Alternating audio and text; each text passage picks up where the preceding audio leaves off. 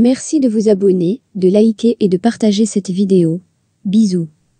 Chers amis Gaga, bonjour et bienvenue sur AmiMac TV. Voici un nouveau podcast, c'est déjà le 3e. Je vous invite à liker, à commenter, à partager les vidéos et à vous abonner sur la chaîne AmiMac TV si ce n'est déjà fait. Je suis AmigaKid et je suis ravi de vous retrouver pour ce nouveau podcast. Alors, thème du jour, c'est le piratage. A-t-il tué l'Amiga? Parce que, en effet, vous savez, le piratage, en tout cas les pirates ont été nombreux sur Amiga dans la belle époque, deuxième partie des années 80, années 90.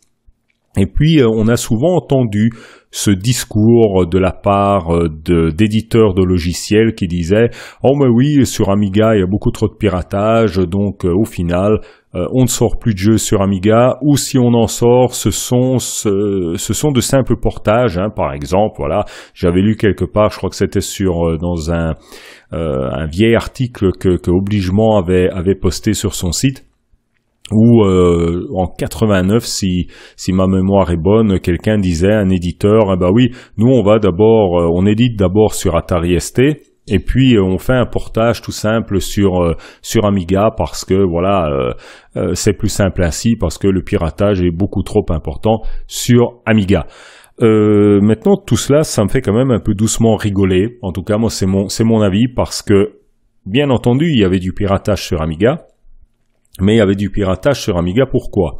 Tout simplement parce que c'était le micro-ordinateur le plus populaire en son temps. Donc, c'est fatal. Si on a 1 million d'utilisateurs, maintenant je sors des chiffres comme ça, si on a 1 million d'utilisateurs d'un côté et de l'autre côté on a 5000 utilisateurs, évidemment le piratage sera plus important au niveau du parc informatique où on a 1 million d'utilisateurs plutôt que là où on en a 5000. Et puis il faut dire que voilà. Pourquoi il y avait du piratage? Tout simplement parce que, en tout cas, moi, c'est mon point de vue, ceux qui utilisaient quand même l'Amiga, principalement, je parle ici d'Amiga 500, puis plus tard d'Amiga 1200, c'était quand même des ados ou de très jeunes adultes qui n'avaient pas forcément de quoi s'acheter les logiciels, qui n'avaient pas forcément de quoi s'acheter les jeux. Et donc, si on avait un copain qui, lui, réussissait à pirater les jeux, il nous faisait des copies, et en avant, c'est parti. Voilà, on avait des copies des jeux, des logiciels, et c'était parti.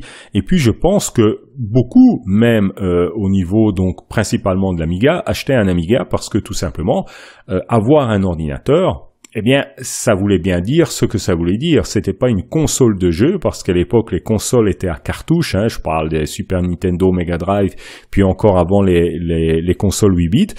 Comme c'était évidemment sur support cartouche, c'était très difficile à dupliquer. Il y avait moyen, bien entendu, mais ça coûtait cher, il fallait s'acheter des machines spéciales, etc. Alors que on avait la petite disquette, le lecteur de disquette, ou plusieurs lecteurs de disquette, et la petite disquette, le petit floppy, bien entendu que ça facilitait grandement la copie de disquette à disquette. Ça, je crois qu'il n'y a pas à discuter pendant 107 ans. À ce niveau-là. Et puis, tout simplement aussi, il faut dire que quand on recevait déjà un ordinateur, je parle ici donc d'ado, c'était déjà super d'avoir pour son anniversaire ou pour sa Noël de recevoir un ordinateur. Maintenant, le budget des parents, tout le monde ne s'appelle pas Richie Rich, le budget des parents n'était pas non plus extensible à l'infini. Il fallait bien se débrouiller d'une façon ou d'une autre pour avoir des disquettes. En tout cas des jeux, des logiciels et des jeux.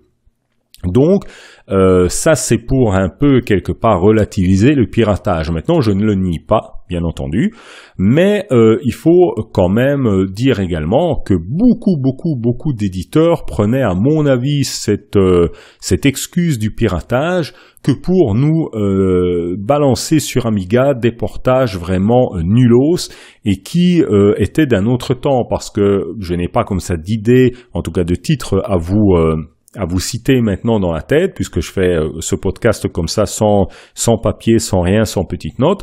Mais il y avait beaucoup de jeux dont, franchement, les portages étaient lamentables sur Amiga. Donc il faut quand même bien se dire aussi qu'il y avait de la fainéantise de la part de pas mal d'éditeurs de jeux. Il suffit de voir plus tard quand la CD32 est sortie. Bon, je sais, c'était déjà une autre époque, mais combien de jeux sont sortis sur le support CD et qui, en fait, n'offraient rien de plus ou presque rien en plus par rapport à la version disquette du jeu. Donc, il faut quand même, pour moi, relativiser tout cela, chers amis.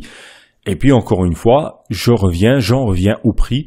Je pense que voilà, un ordinateur, déjà quelqu'un qui avait un ordinateur dans les années 80 ou début des années 90, c'était pas n'importe quoi, hein, on n'avait pas de smartphone à l'époque, c'était pas quelque chose de courant comme aujourd'hui, et donc voilà, à côté de l'ordi, il fallait des logiciels, il fallait des jeux.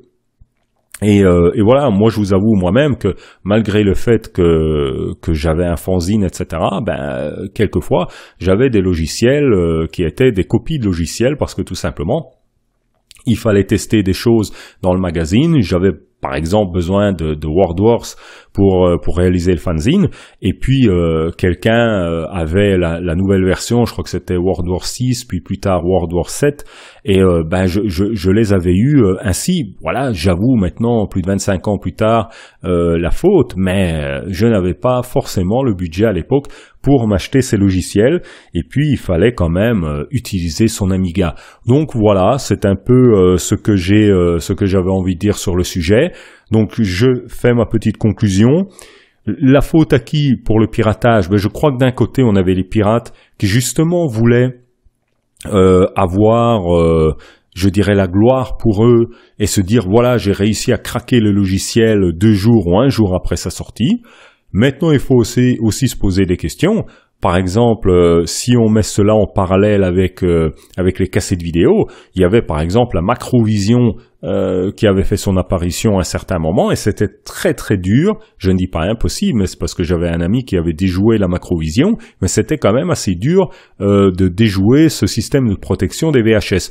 Donc je suppose que si les éditeurs de jeux auraient vraiment voulu, il y aurait quand même eu moyen de protéger mieux les logiciels et les jeux. Donc voilà, d'un côté je pense qu'il y avait de jeunes ados qui étaient vraiment des cracks de l'informatique et qui voulaient montrer ce dont ils étaient capables, et puis à l'autre bout, on avait encore de jeunes ados qui, eux, demandaient des logiciels et des jeux à bon prix, voire pour 0 centime et 0 francs.